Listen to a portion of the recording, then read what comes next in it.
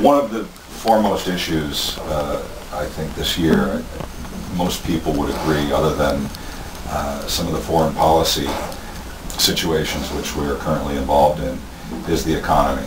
Most everybody's worried about it. How do you propose to legislate and use your power of office, should you be elected, or how would you hope that our current elected leaders would approach the massive budget deficits of government and keeping things going? And what would you cut? And how would you try to balance that budget in a way that is not too painful for any group of voters? That's a long question. Yeah, there's several parts to that question. Yeah, there are, and you can answer any part of it that you see fit. We're looking at a $1.4 trillion deficit, and the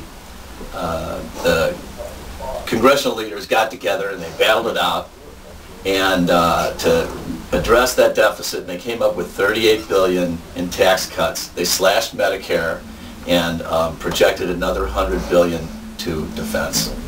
It was disgraceful. Then Republican leaders,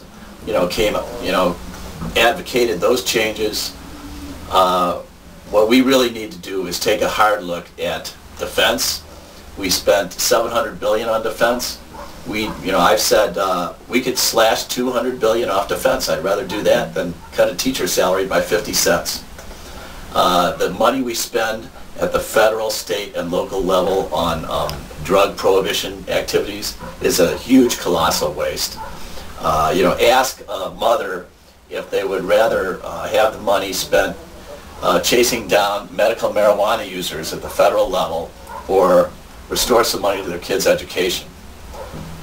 We need to make some serious attacks against the budget. And defense is just huge. We spend 43% of total world defense dollars. We're bordered on 2 oceans and friendly nations on either side. Although certainly we're having problems with one nation, but those problems are the result of our bad policies on drug laws. And I have started what I call a death counter. It's on my website, www.electcollette.com, and it's a death counter that says number of deaths in Mexico from U.S. war on drugs, and it just clicked 40,000. 89% of those deaths are execution-style killings. I mean, it's horrifying, and it's our fault. But those are 2 huge areas where we can cut on spending, and we'll get more. We'll have a safer, freer, and happier world. Mr. Flaherty? I agree with Steve. There's a lot of areas where we could have a lot more fiscal responsibility, which is one of those buzzwords you hear today. It seems that even though people talk the talk, they don't walk the walk. With regard to certainly, the United States is the elephant in the room as far as a military power, and we shouldn't consider reducing our defensive capabilities at all. But there are ways to approach the budget, the deficit, fundamental ways, like lowering taxes. People don't, well, how's that going to, help things? Well, if you put money in the hands of people by lowering taxes, then those people are going to be able to buy things. And then corporations will be able to create jobs in order to produce those things. And then economy will recover. Secondly, that's actually one thing, just lowering taxes. The second thing would be fiscal responsibility. Thirdly, the trillions of dollars that the legislature has supposedly spent haven't really been spent. They're just earmarked because it seems as though the government and the people that run the government are more interested in preserving certain kind of financial institutions and areas of power with this money. This money doesn't need to be spent. These trillions of dollars in debt that we supposedly have now for our children to pay can be rolled back. Most of that money hasn't really been spent. So that at some point in time, I expect after they've ground every middle-class person into the dirt. The powers that be, the financial powers, the military-industrial complex powers, and others will decide it's enough, particularly the financial powers, because I'm not too tough on, you can't be too tough on the military-industrial complex when all any of these powers need is a modicum of regulation. Just every now and then to have a senator or a congressman stand up and say, no, we're going to have to regulate this a little bit. You just can't have everything you want. If you take a look, for instance, at the people that are running now, you have some really heavy hitters backed by some big money guns now. We're probably going to win this election unless somehow this video can go viral. And they have all the right answers. They're going to tell you how they're going to create jobs, but they don't really have answers. They don't tell you how they're going to do it. And the way to do it is to attack the problems that nobody will talk about. The way we're being taken advantage of, the way Americans are taken advantage of every minute by financial institutions, by Wall Street and others, and how people try to sweep it under the rug. So anyway, in conclusion, in answer to how to reduce the deficit, you can lower taxes, and that will have a repercussion of lowering the deficit. You can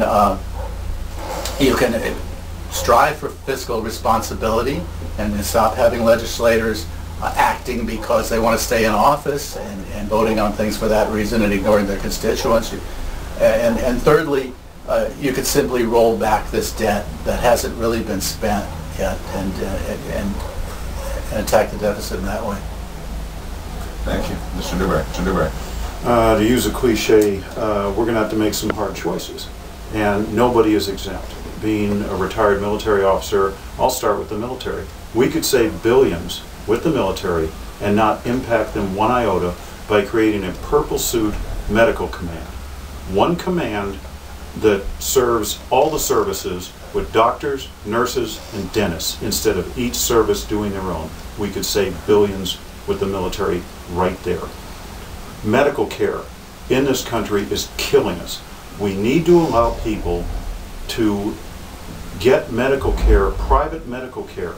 We need to provide vouchers for them to get that medical care. But that'll only work if we allow people to get insurance policies from other states. Now, the argument I've heard is that allows people in smaller states to subsidize people in the larger states. That's not true. The way insurance works is you've got some of these states who have what I call Cadillac programs. Let's say you don't want to pay for fertility treatments, hair implants, those type of things. You want a basic policy. You go to a state that doesn't provide for those Cadillac programs. You can buy that policy there and you don't impact those citizens at all. We need to take a look at redundancy. I mentioned USDA and FDA. The President mentioned the Department of Interior and the Department of Commerce on salmon. There's redundancy that needs to be solved. We need to look at education. The Department of Education, the President's budget for next year is $48.8 billion. Let's see what that organization is supposed to do. They're supposed to set requirements, policies, which is testing requirements. They're supposed to provide funding. Oh, the 48.8 is without Pell Grants, but they provide Pell Grants. And they watch our civil rights as related to education. The testing requirements can be done by the state, by the Senate and the Congress itself, provided directly to the schools. Let the schools report those results to a little-known organization called the Department of Child Health and Human Development. It's an independent think tank that does educational analysis for the National Institute of Health. Let them report to Congress. The funding we can provide through a formula-based per student allocation and give it directly to the states. We can actually provide more funding that way and reduce the budget. Now you look at Pell Grants, give it back to the Department of Health and Human Services where it came from in the first place. Handicapped children funding, same thing. Department of Health and Human Services can maintain it. Now you're left with the civil rights issue. Well, there's an office in the Department of Health and Human Services called the Office of Civil Rights. Let them do it. They're doing it anyway. We're not going to save $48.8 billion, but we're going to save a huge chunk from that upper and middle level management the Department of Education has. We can get rid of that organization and still provide not just what we're currently providing to students in schools, but provide more funding and cut the budget. Those are the type of decisions we need to make in Washington. Thank you. You brought up one issue I'd like to get the other candidates' thoughts on, and you can feel free to supplement